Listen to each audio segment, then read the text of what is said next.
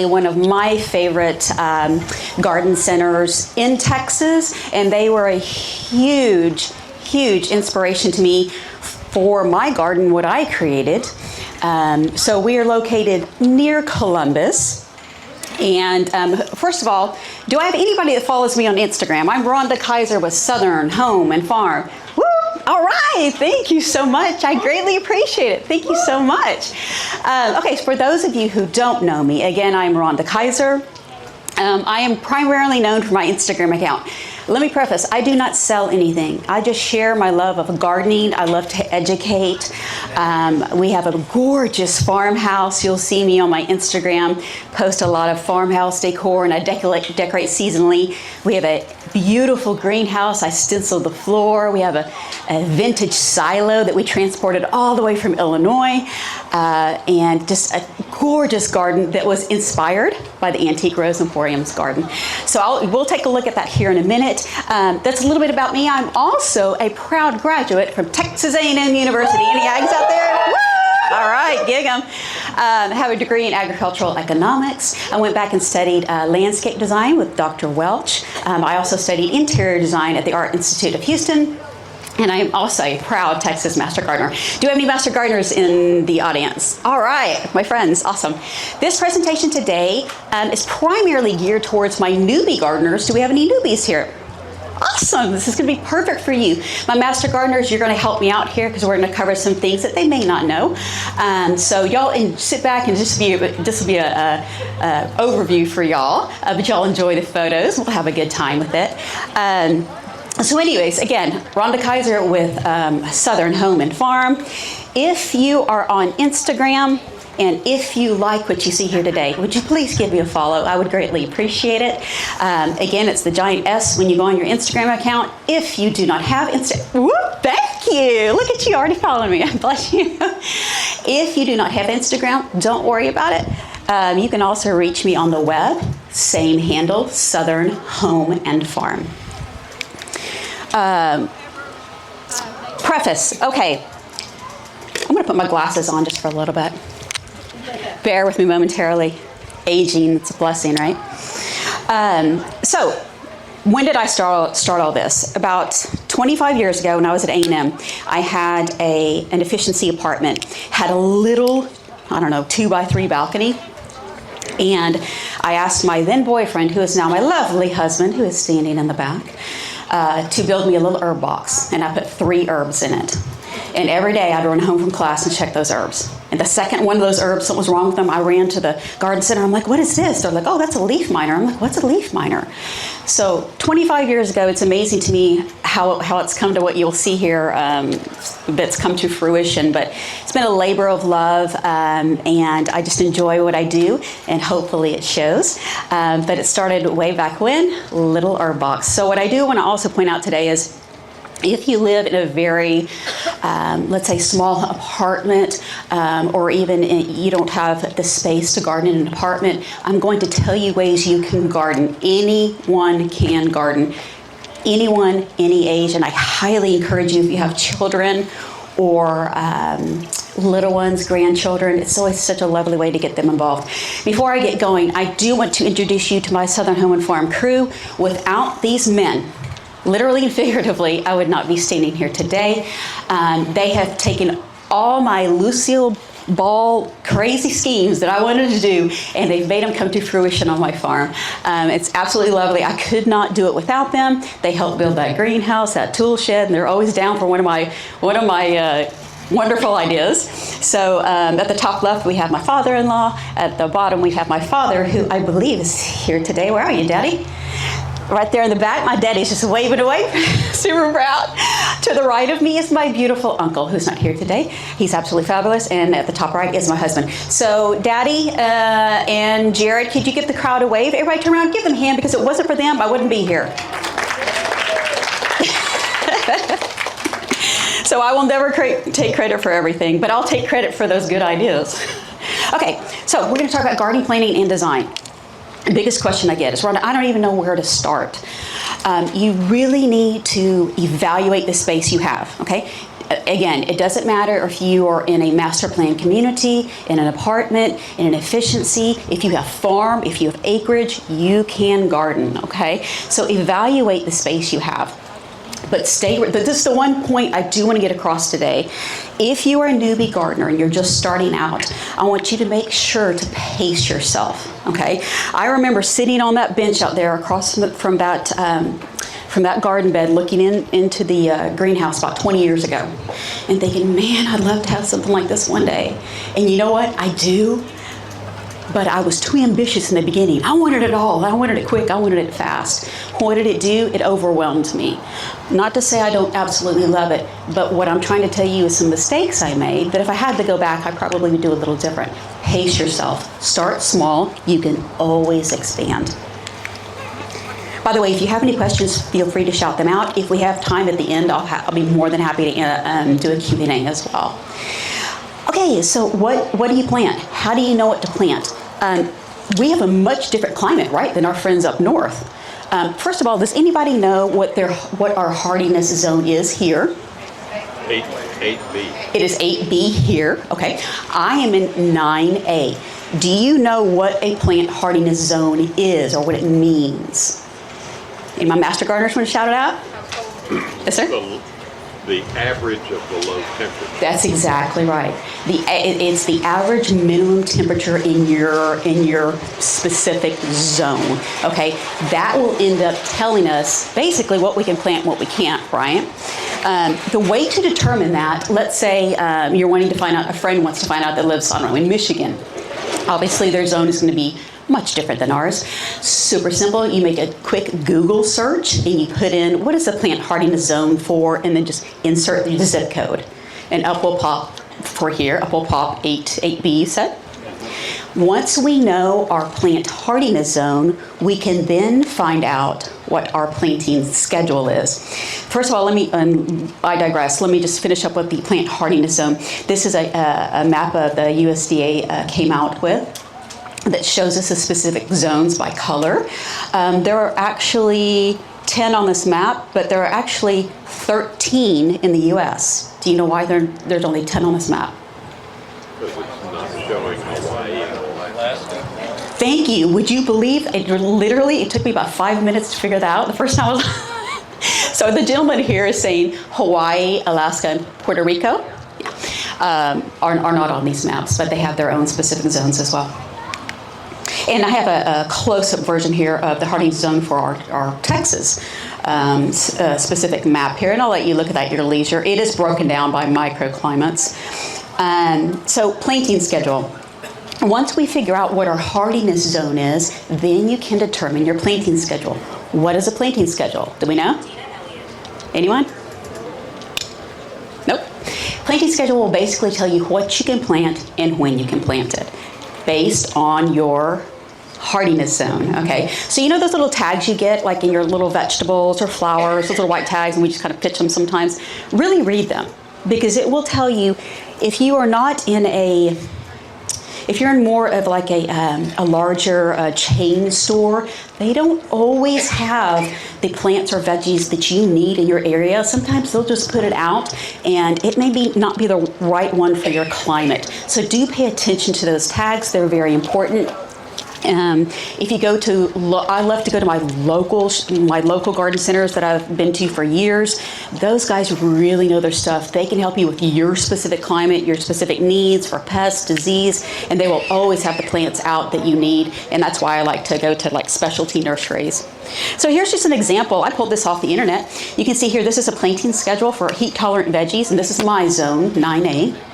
And you can see at the top there, it basically tells you there's all the months, January to December, and you can see where you can start your seeds, transplants, and then harvest. And the vegetables go down the line, and you can just follow it across. But that's basically a planting schedule. And you can type that in and get it for any kind of flowers, veggies, spring, fall, etc. Okay, so planting our garden. This is a super fun part. So when you're planting your garden, I want you to think about the layout and the size. Okay, so we already decided. Okay, I live in a master plan community, so I have that little space behind my garage that I can play with. So you kind of know what you're already working with, right? So what I originally did, and you don't have to take or get into all these programs online and diagram these big gardens. Take a sheet of paper and a ruler and a pencil. That's all you need. Lay out your space and kind of just do a very basic sketch drawing of the particular area that you're wanting to work with. And then from that, we're going to determine, basically the size of our garden. Think about pathways too. For me, this comes from my interior design background. I like pathways that are leading up to my garden to be kind of undulating and curved. So we have beautiful little beds with pockets of flowers or vegetables or what have you. But in my vegetable garden, I actually have symmetry, and that's what I prefer. There's no right or wrong to it. That's just what I prefer. But when you're thinking about pathways, we want to keep at least about pathways between your vegetable beds need to be at least 18 inches or the width of a wheelbarrow to get it through there. If we have friends that have wheelchairs, we need to think about accessibility for them as well. And I believe it's 36 inches wide, and correct me if I'm wrong, for those friends, and I believe they need a 3 to 5 foot turning radius to turn a wheelchair. So just things to think about when you're planning your garden. And let's see, optimal size bed. I have read this before, that the optimal size, especially for reaching and weeding, is a 3x3 or a 3x4. My beds are not 3x3, 3x4. Again, I was ambitious in the beginning, so remember my mistake. My beds are actually, what are they, Jared? 6x8, 8x4x8s. I have 2 4s, 4x6 and 4x8. He knows because he built it. But I supervised. But anyways, it does make for a bit more of a reaching issue. But if you're fine with that, so be it. It's your garden, it's your space. You do what you want. But just know for ease of reach and microclimate, it is best to have it smaller. So again, a 3x3 or 3x4 is the best for that. And this may sound repetitive, but you always want to locate your garden next to a water source. It may sound silly, but if you do not have an access to water source, especially here in Texas, it will never make it, and it will just be frustrating to you. So make sure it's close enough where you can run a hose to it, a drip system, a sprinkler, something to it where you have access to water. And we want to choose, especially for our vegetables, we want to choose a location with at least 6 to 8 hours of sunlight a day. Pathways and seating. This is what I like because I like my garden to be an extension of my indoor space.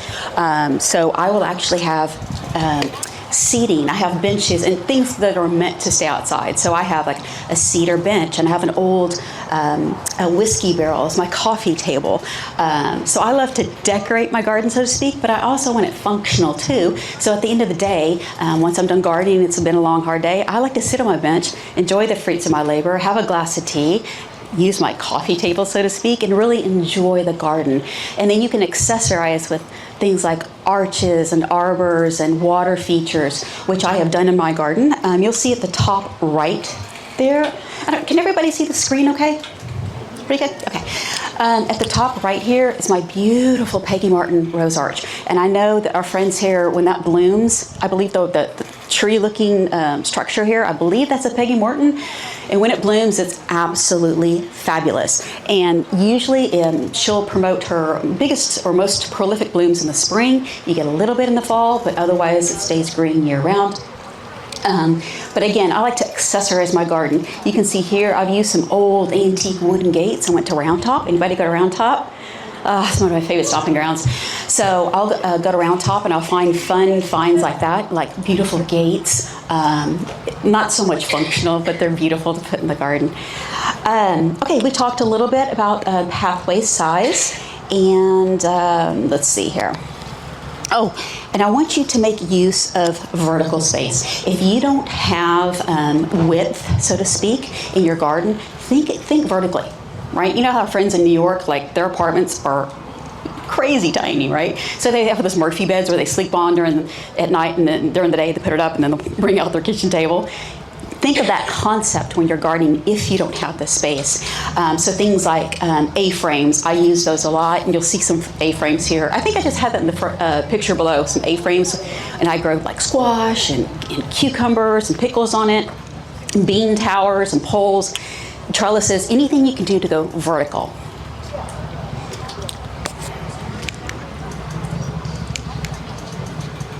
Okay, and I did want to talk about creating an accessible garden. This is really important to me because my daughter is a student at Auburn University in Alabama. Do we have any War Eagles out there? No? Okay, no worries. She is majoring in disability studies, and she works with adults with disabilities. And she said, Mom, you have nothing in your program to help people with disabilities, whether it be mental or physical. And I was like, you're right, baby, help me out. So kudos to my daughter. These two slides are a shout out to her. So these are creating an accessible garden, whether we have any, again, physical issues.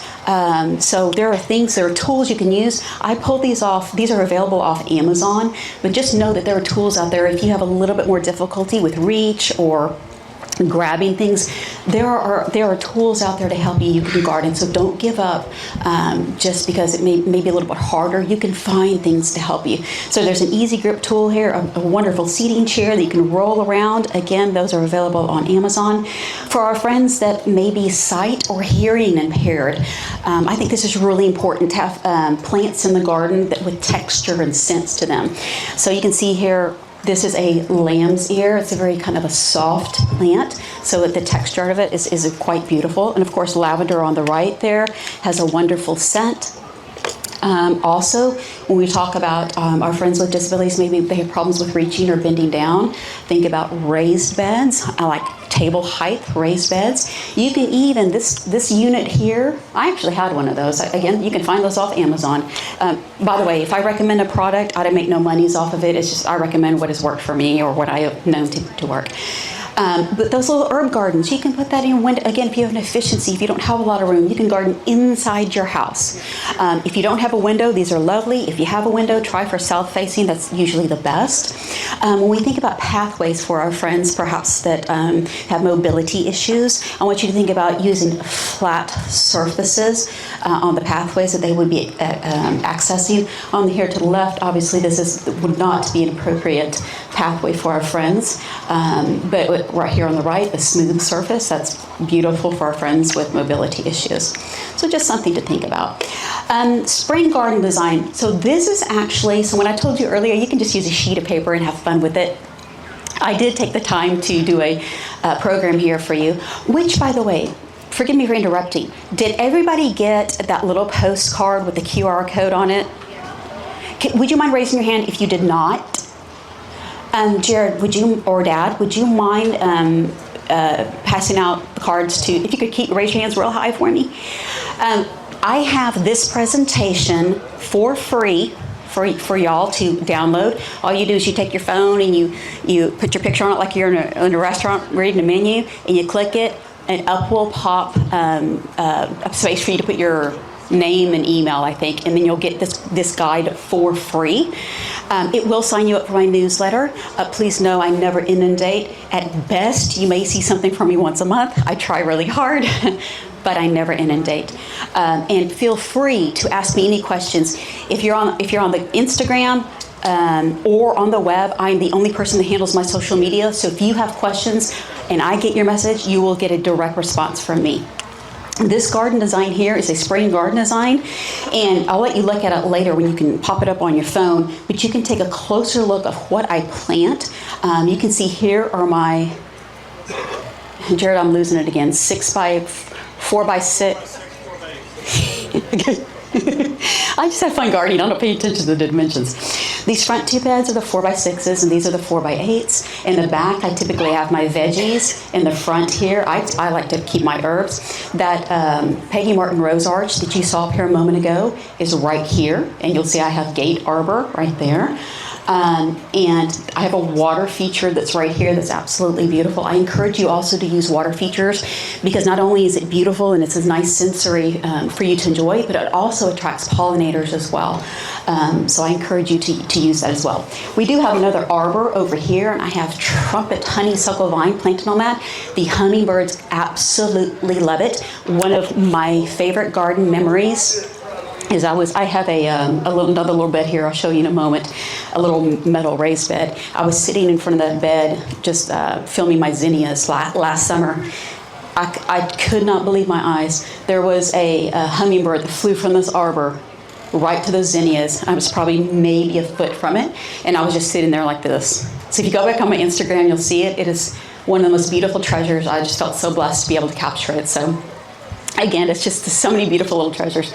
Out this gate here, just to kind of give you a perspective of the layout of my garden, I have my greenhouse, which I will show you more photos here or later, and then I have my tool shed right here.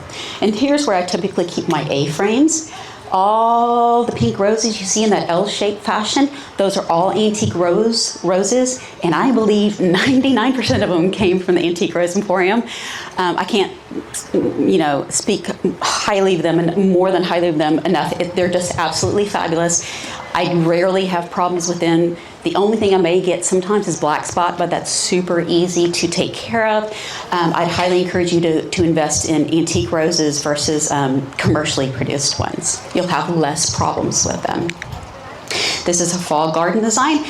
I won't go into that too much because it's basically planting fall veggies versus my spring, but you can go back and take a look at that at your leisure. This is, so on the back side of the garden, I told you I planted that trumpet honeysuckle vine. You can see it there in the back. That was last year when I first planted it. It is so thick now with greenery and blooms. It's absolutely fabulous. I don't know if I have a current picture, but it's absolutely beautiful. In the middle of that, you'll see our beautiful paint horse, Miss Fancy. And this is the bed that I was telling you about. I was filming my beautiful raised metal bed there. I was filming my zinnias, and that gorgeous hummingbird just came right up to me and it was feeding off the zinnias, and it's just absolutely beautiful. Okay, soil prep. So 2 things I want you to take away from today. A, I want you to pace yourself, start small, okay? Because we can always grow, right? Second thing is soil preparation. What is that? Oh, my sweet husband is offering me water. Soil preparation. This is absolutely the biggest key concept that you can do in your garden. That's going to make the biggest difference is soil preparation. Okay, plants will never grow in something that's doesn't have a lot of nutrients and etc. So think about this when you're preparing your beds. Just like our children, right? If they don't have a good foundation, they'll never flourish, right? Same for our plants. You have to put the love in there in the beginning if you want to see the fruits of your labor in the end, okay? And so how do we do that? It's easy. You add organic matter like compost or peat moss, etc. That's going to retain moisture. If you don't have access to those particular products, I recommend Happy Frog Soil Conditioner. Again, I get no proceeds from this, but it's a wonderful conditioner to help amend your soil, so you'll have a lot of great benefits from your plants as they grow and mature and then fruit for you. I would encourage you to learn your soil type too. This is really important. Because we all, even though we're in Texas, we all have very different soils because it's so large here. So I would encourage you, I don't know if it's sandy or if it's loam, what have you. If you want to know that information, you can contact your local ag extension agency. By the way, if you are interested in becoming a master gardener, that is how I did so.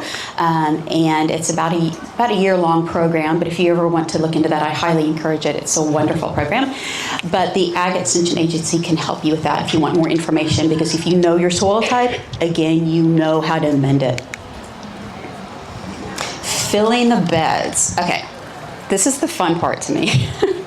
So So what we did is we first removed, literally, like we had a patch of grass just like this. It was nothing but grass.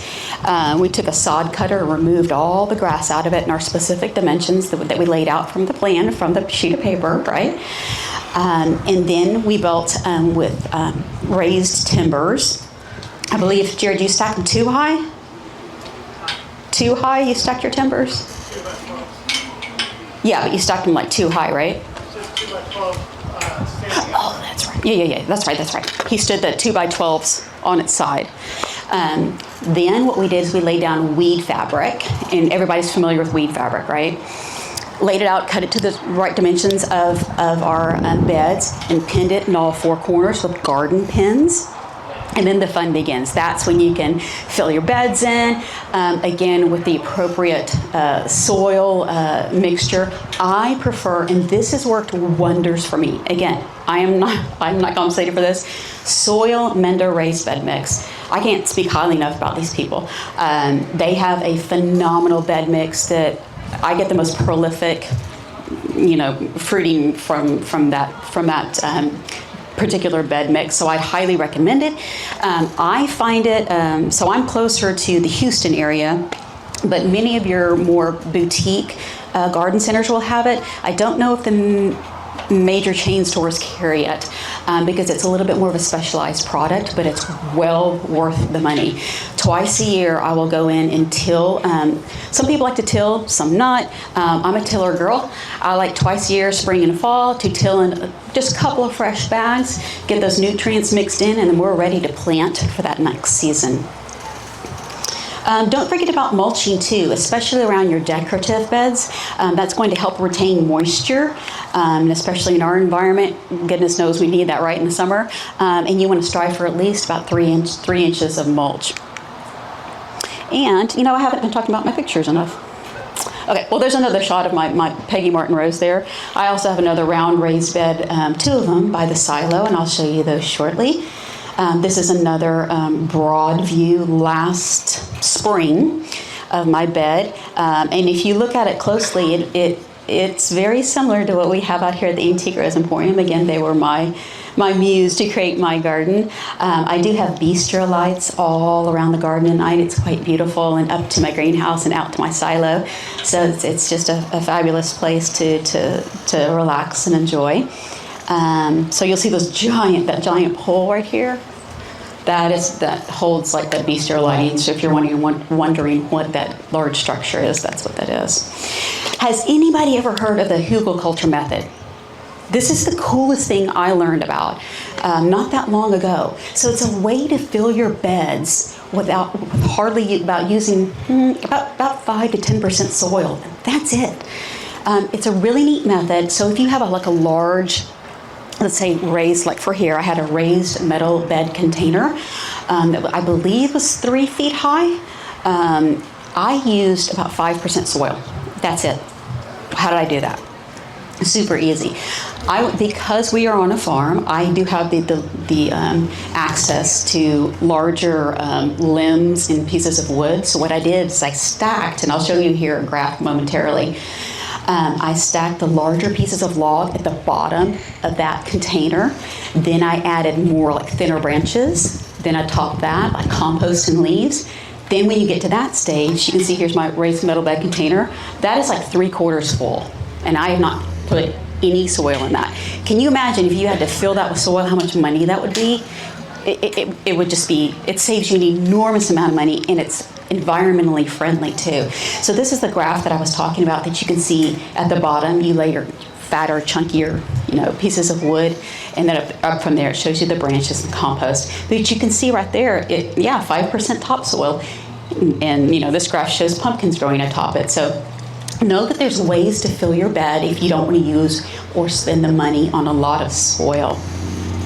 Again, the benefits: improve soil retention, and it's very cost effective.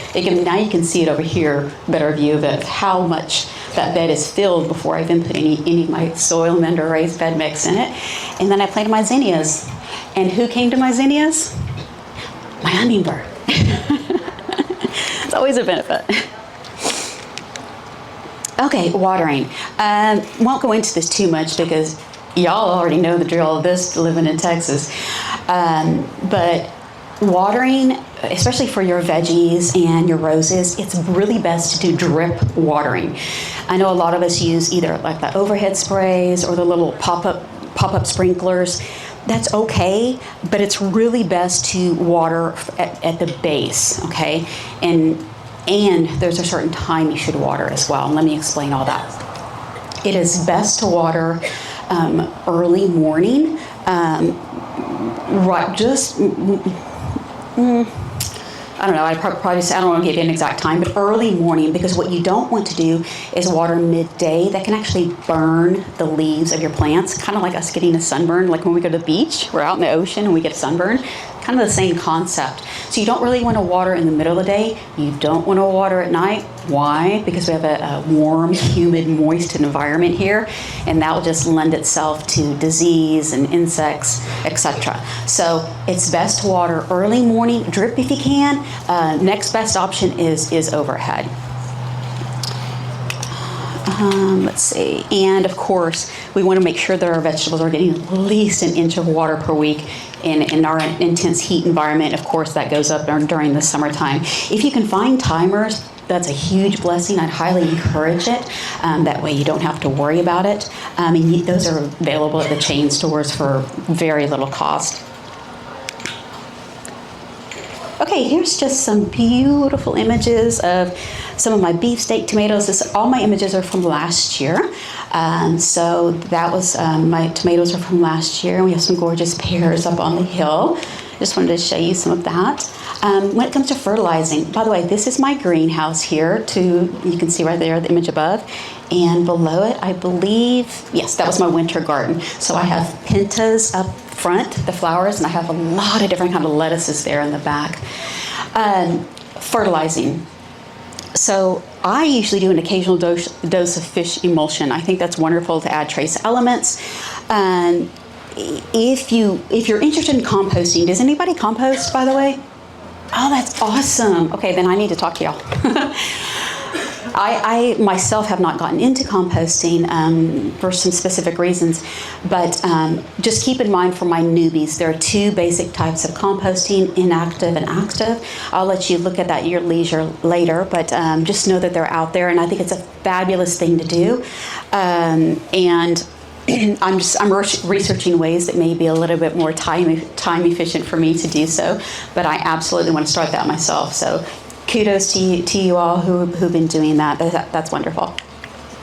Also, talking about the boutique garden centers, I am a huge fan of Enchanted Gardens in Richmond. Does anybody know who those folks are?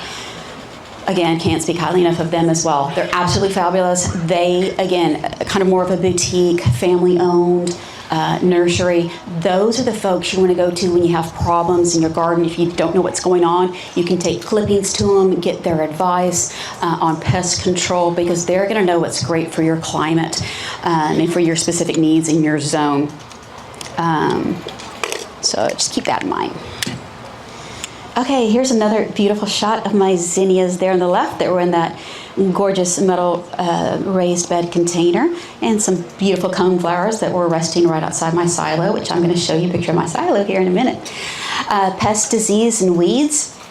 Again, the main thing that we did to deter weeds was putting down that layer of weed control fabric before we put down anything in the beds. We did that as well for our pathways too.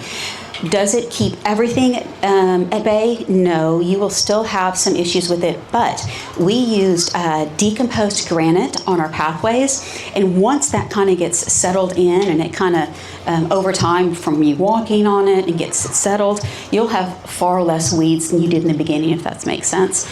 But you still have to upkeep it. You know, gardening, you can never just walk away, right? There's always some upkeep to it, but if you keep up with it on a weekly basis, it's much easier to deal with.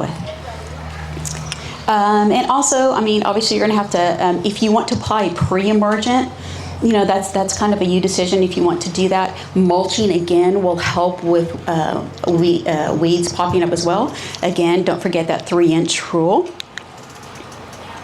And I just want to show you a few really beautiful images here. I've had the pleasure of being in Texas Gardener magazine a few times. Absolutely adore it. It was one of my, to me to this day, is my best accomplishment. However, I was just chosen as a Better Homes and Garden Style Maker for 2023. Thank you very much. I just got back from New York City in Manhattan, and we had a wonderful event with that. And I will give you guys heads up. I will be in Better Homes and Gardens magazine in spring of 2024. They are going to be featuring that gorgeous Peggy Martin rose arch, and I'll be talking about in that article how I achieved the arch and how I care for it, etc. So if anybody gets Better Homes and Gardens magazine, please look out for that in 2024, because I'll be in there. And right now I'm also in American Farmhouse Style magazine and Flea Market Decor. So if anybody gets those, check them out. I decorate seasonally on the farm, and I go all out. So you'll just see a fabulous seasonal display in all of those magazines. Again, in the middle is my greenhouse. And that beautiful little zinnia bed I have in front of it. If you look real close, you can see that I stenciled the floor of my greenhouse. I was so proud of it. That was the first time I did something like that, and I think it turned out beautiful. Again, on the right is American Farmhouse Style magazine. I'm currently in that one. And here are some more gorgeous images of the Peggy Martin rose arch, the trumpet honeysuckle vine, and I have a smaller bed just outside the silo, and you can see there on the right it was decorated for the 4th of July. And here is a closer view of my greenhouse and my tool shed. In the middle there, a lot of people always go, "What's that piece of wood you have there?" It's actually a petrified wood stone fountain. So that's what it is. Yes, sir. Question. Yes, sir. Is that what you're calling trumpet honeysuckle? Is that the same thing as coral honeysuckle? Okay, so he's asking me, is trumpet honeysuckle the same thing as coral honeysuckle? I know coral vine, No. but I don't know coral. My apologies. Does anybody know the answer to that question? I do not know, sir, and I apologize. I will find that out for you after this presentation. I'll let you know. I don't believe so, but I will double check that for you. Don't leave until you find me. I'll figure that out for you. And there you can see some of the roses. If I pulled back, if you remember that diagram I had with the roses atop, those are some of the roses right there. This is a picture of inside my greenhouse. Isn't that really pretty? So this is one of my Lucille Ball ideas I had. So you can see all the floating roses in it, right? So how did I do that? I simply took fishing line and hot glue gun, just really beautiful little floating little rose heads to it. But that fishing line, if anybody has ever gone fishing before, oh my goodness. I probably spent how many days unfurling that, because I thought I was smart in hanging them up, but what happened is they all got twisted. And yeah, you can imagine. Some of my family had lots of fun with me unfurling. But once we got unfurled, it was absolutely beautiful, and they helped me hang it up, and it's just gorgeous, right? I actually have a little chandelier in there, and I actually have people go, that's just a pretty little greenhouse. You don't use that. I'm like, no. I actually use that. I like my spaces that I work in to be functional and aesthetically pleasing. You will see that inside my house and outside of my garden. I always want it to look pretty, but I need to be able to use it, right? So you can see here on the right, I have this is a vintage mercantile table. I got round top. So I do functionally use that all the time. And on the opposing side, I have racks of my plants that I house there.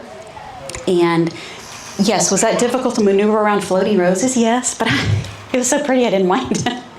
And I didn't keep it there for long. We just took some images of it, and then I moved on. So on the left there, you can see that's where I have an image where I don't have them floating in there. That view is going out to that water fountain with my chandelier. And look at that beautiful vintage greenhouse sign right there. Isn't that the coolest? One of my friends on Instagram told me, "Rhonda, you got to get this quick." And boy, I jumped on that. On the right is, we have Dutch doors on either side of my greenhouse, and on the right is a view out to the field. You can often see our horses out there. I did want to, there are the A-frames I was talking about earlier down here for vertical gardening. And this is just a view of my table inside my greenhouse. I did want to talk a little bit about using fun and different items. I want you to think outside the box when you're planting. That is an old, and I have two of them, vintage wringer washing machine, I believe from the 1940s. Believe it or not, and you can still see down here, it has the cord. You can still plug it in and it still works. It's amazing, right? Again, another round top find. I thought it would be cool to put succulents in it, and I just kind of tucked it in the corner of the garden. So I love finding these little unique little treasures you can walk around and find in the garden. Again, aesthetically pleasing, but functional too, right? And that is a very deep container because it's a washing machine, right? What method did I use to fill that? You got it, see? You learned something today. That's great. That makes you feel good. Awesome. The hugelkultur method. That's exactly what I used to fill that. And that is an amazing view of my silo. Isn't she pretty? Ooh, you should see her right now. Okay, y'all have got to go on my Instagram and check it out. It's absolutely fabulous. That's all I'm going to say. Of course, this is for the 4th of July. We do have a vintage farmhouse table and chairs right outside of it. And just to the right over here is my greenhouse. So if you can envision, that area is all very, very close to one another. You can peruse the undulating pathways and walk from the garden to the farmhouse table to the greenhouse out to the silo. And in the silos, mainly we use it for seating, having fun. Inside there, it was a requirement of my husband. He was like, fine, you can have the silo, but I get a big screen TV for watching football in the fall. So right above here, I never show it, but when you walk in, right here, there's a big screen TV. And yes, it's usually, A&M football is usually running on that. Another view of my silo, and I actually incorporated, so I have a 360-degree bed around the silo that I planted, and I also have some raised beds that I planted, some wisteria. I'm hoping one day that wisteria will go up and over that silo, and can you only imagine how beautiful that will be? Again, another pretty picture of my greenhouse here. Oh, there's my fall. Okay, so these are pictures from last year. My pictures from this year are even more amazing, I promise. It just, I don't know, I love to decorate with my interior design background and kind of mesh it all together. I have fun with it. So on the left, you can see the corner of my greenhouse. Again, if you can kind of pull up a bird's eye view, you can see that our garden back here, that farmhouse table, and an undulating pathway that leads to that silo. I made the prettiest little pumpkin walkway, and I just absolutely adore it. You can see the beautiful bistro lights, again, aesthetically pleasing because it's beautiful, functional because at night we need to be able to see. So those are two words I always want you to think about when you're gardening as well. And because I did floating roses in the spring, what did I do in the fall? Floating leaf. Surprise! This is my fall garden view here. So things are kind of winding down for the season. I have one of these right here. It's called a hose link. I don't know if y'all are familiar with it. Again, I'm not paid for this, but those things are fabulous. It's like a retractable hose, so you can pull out to the length you need. It's got a really great handle on it, and you let it go, and it just retracts itself. How fabulous is that? So you're not sitting there having to either roll it up or what have you. Check that out. It's hoselink.com, I believe. Y'all have one? Awesome. Okay, here's Christmas time. See, this is what I love to do. So yes, I will garden, but yes, I want to make it look pretty. So there's just some views of the greenhouse on the left. Last Christmas, look at all that fabulous lettuce I had. Oh, was it beautiful? I had some alyssum down here as well.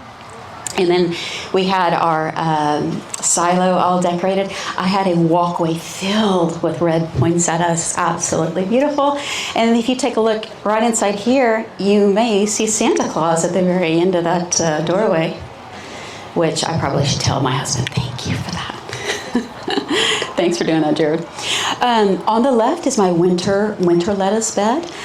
So this again is all winter scenes here. I planted calendula in the bed right here in the middle, and had some creeping Jenny and some dichondra coming down. It's like kind of the drippy, kind of that silver drippy look to it, and I absolutely love it. Whenever I'm planting, I always have I always like to, I'm also a former florist as well, so I always like to have something kind of undulating and dripping out, not such perfect symmetrical plantings. It's a you decision, but I think it looks more natural and more free to have things like that. So I'll often plant, for example, you can see the alyssum is creeping over, in the beds, the dichondra right there. And then of course in the last frame again is that our water feature with the arch in the back way. And again, that's the winter view. So, and this, isn't she fabulous? Okay, so this is my beautiful Peggy Morton here at nighttime. So I wanted you to be able to enjoy the views at night and see how much a difference just a little bit of lighting makes. It's absolutely fabulous. I highly encourage you to invest in that if you can. It makes such a statement for very little money, and that you can buy like at the chain stores. So again, that's basically my presentation in a nutshell. If you like what you saw, please give me a follow on Instagram at Southern Home and Farm, or if you're on the web, again, I'm Southern Home and Farm, and my name is Rhonda Kaiser. So I really appreciate you guys sitting here today. We had a lovely day. It's so beautiful, and I feel so grateful that y'all all stayed.